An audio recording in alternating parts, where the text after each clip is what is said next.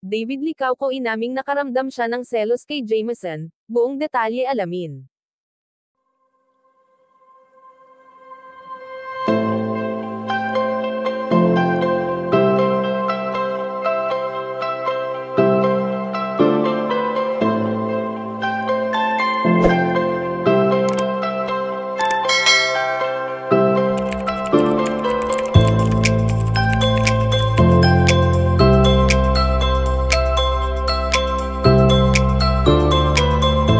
Bising-busy si Barbie Forteza sa inihahanda niyang teleserye na siya mismo ang bida na kamakailan nga lang nang lumipad ito papuntang Korea na kung kailan ay hindi na sila nagkita ng kanyang ginoo na si David Licauco.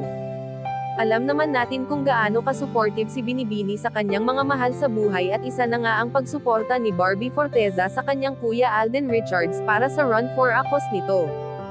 Sa kung ano ang nakikita natin sa dalaga ay ito na talaga siya ang maganda at syempre ang maganda pa sa kanya ay ang kanyang kalooban na sadyang napakabuti lalong-lalo na sa mga bata na kanyang nakasama.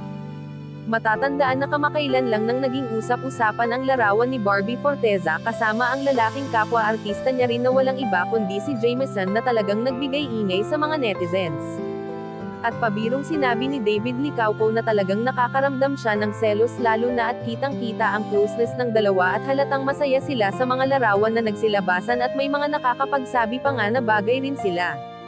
Subalit agad na nilinaw ito ng kampo ni Barbie Forteza na walang mali siya kung ano ang mayroon sa kanila ni Jameson at ito ay ang pagiging matalik na magkaibigan lamang nila at wala pa ring papantay sa tambalang mayroon sila ni Ginoo David Licauco.